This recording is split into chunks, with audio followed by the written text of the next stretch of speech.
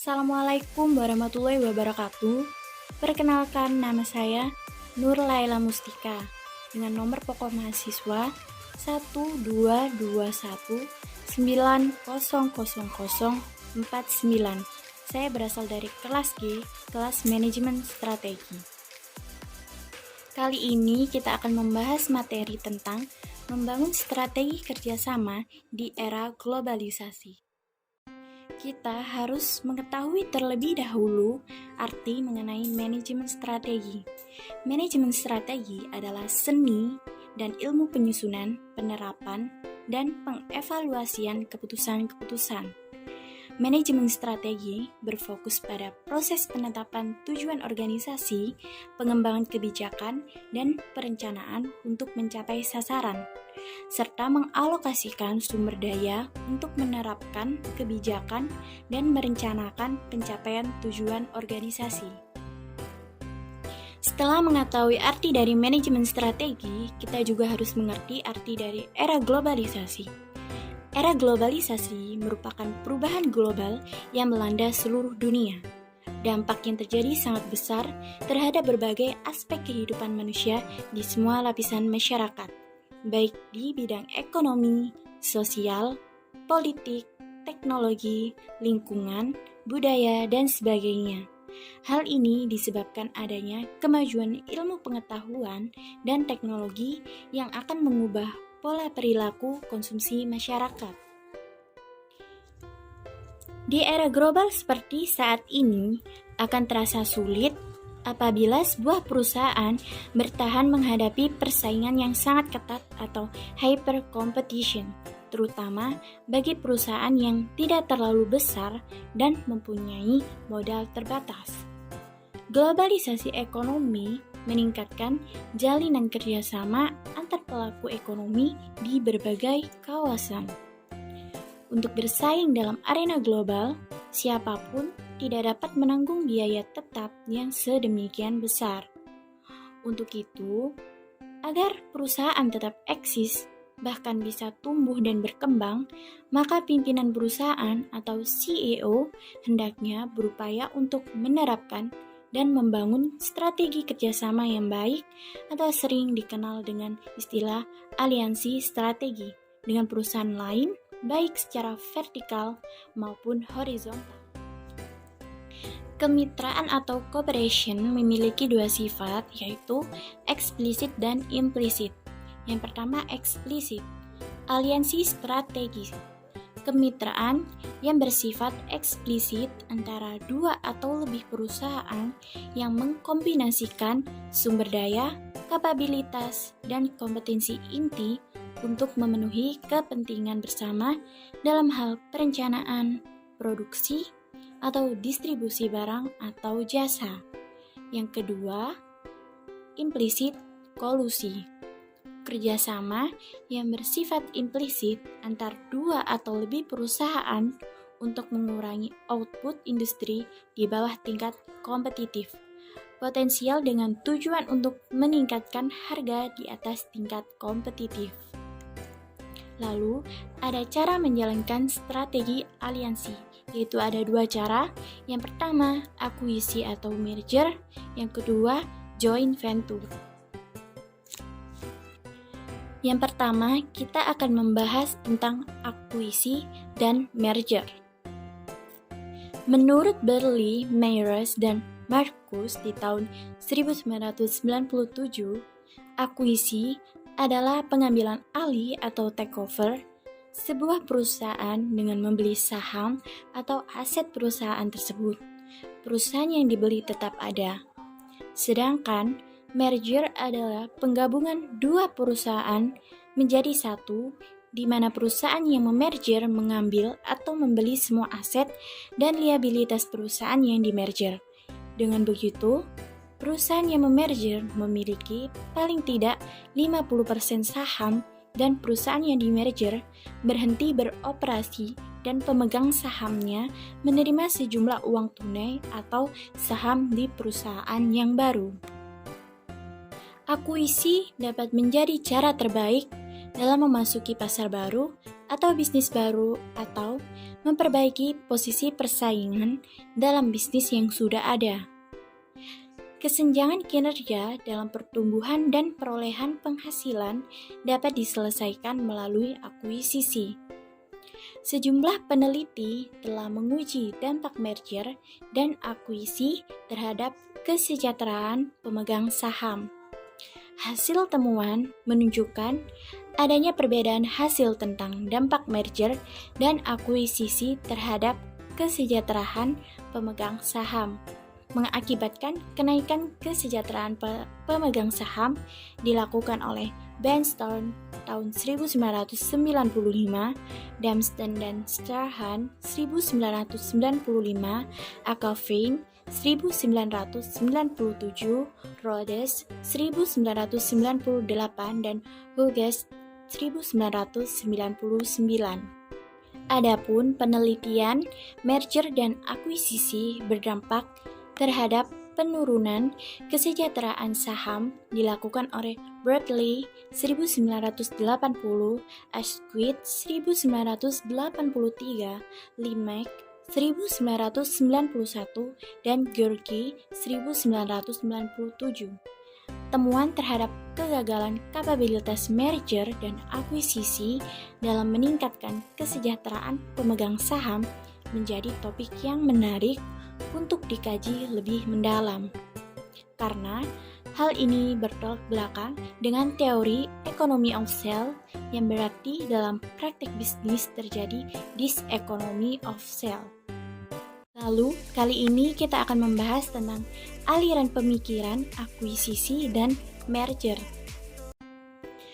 Aliran pertama yaitu Industrial Organization Economic atau IO Economic.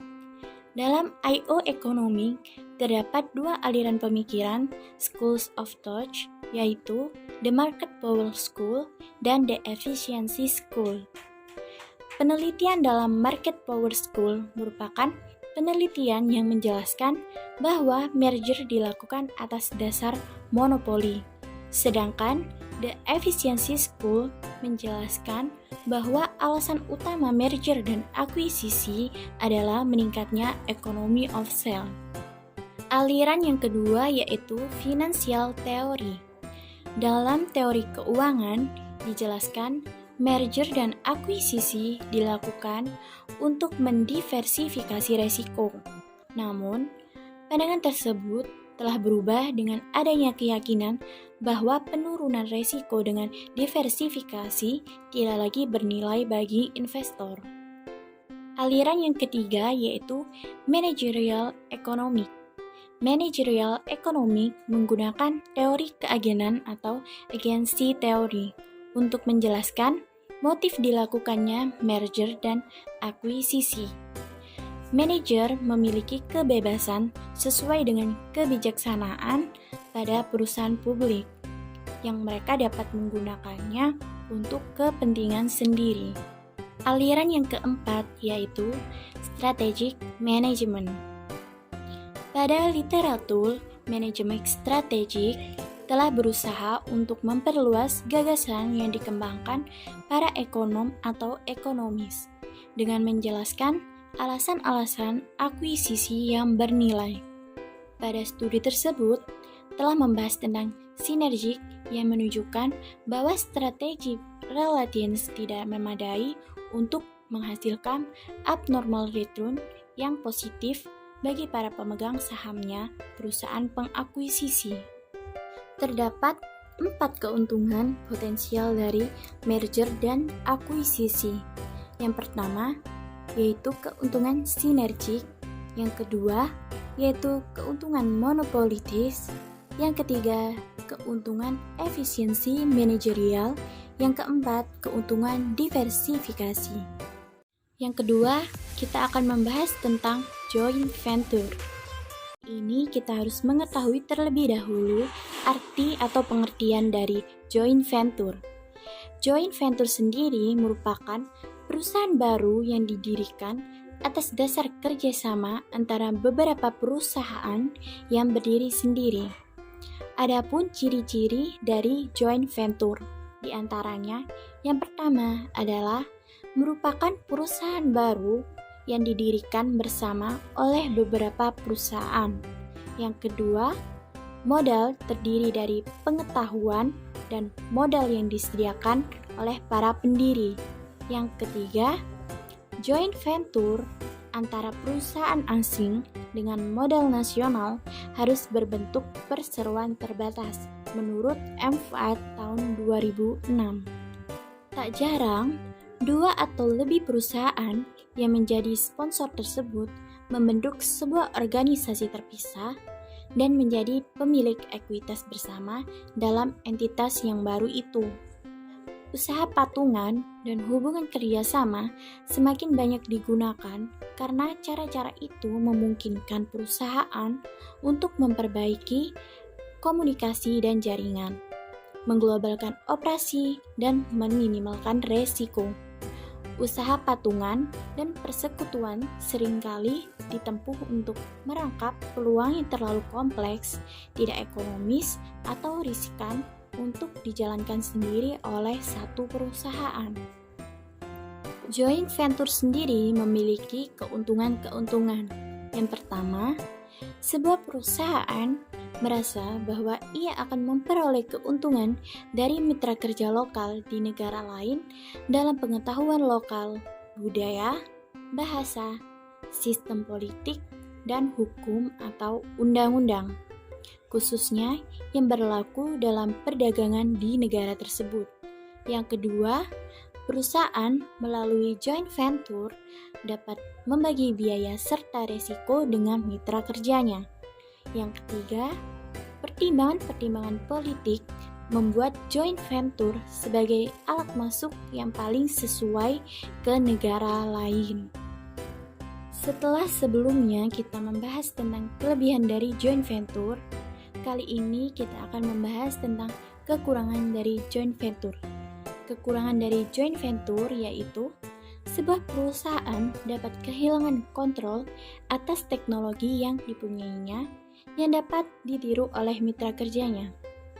Untuk mengurangi resiko tersebut, perusahaan dapat meminta kepemilikan modal yang lebih besar untuk usaha tersebut sehingga secara teoritis ia mempunyai kontrol yang lebih besar dalam usaha bersama. Masalah lainnya adalah sebuah joint venture tidak selalu dapat diajak untuk mengontrol secara ketat seperti yang dibutuhkan anak-anak perusahaannya agar dapat melakukan kontrol secara ketat seperti yang dibutuhkan anak-anak perusahaannya. Agar dapat melakukan penghematan berdasarkan skala yang besar atau scale ekonomis, melakukan penghematan lokal atau lokal ekonomis, atau melakukan serangan global terhadap para pesaing. Yang ketiga, kali ini kita akan membahas tentang alasan perusahaan mengembangkan aliansi strategi. Alasan pertama yaitu pasar siklus lambat. Perusahaan dalam siklus lambat berusaha untuk memasuki pasar yang terbatas dan berusaha untuk mendirikan waralaba dalam pasar-pasar baru. Yang kedua, pasar siklus standar. Meningkatnya globalisasi pasar menyajikan peluang-peluang untuk mengkombinasikan sumber daya, kapabilitas, dan kompetensi. Perusahaan juga dapat bekerja sama dalam pasar siklus standar untuk mendapatkan kekuatan pasar dan pengelompokan sumber daya untuk memenuhi kebutuhan akan modal. Perusahaan dalam pasar siklus standar juga dapat membentuk aliansi untuk mengatasi hambatan-hambatan perdagangan dan mempelajari teknik bisnis baru. Yang ketiga, pasar siklus cepat. Manfaat dari aliansi dalam pasar siklus cepat adalah kecepatan dalam memasuki pasar baru.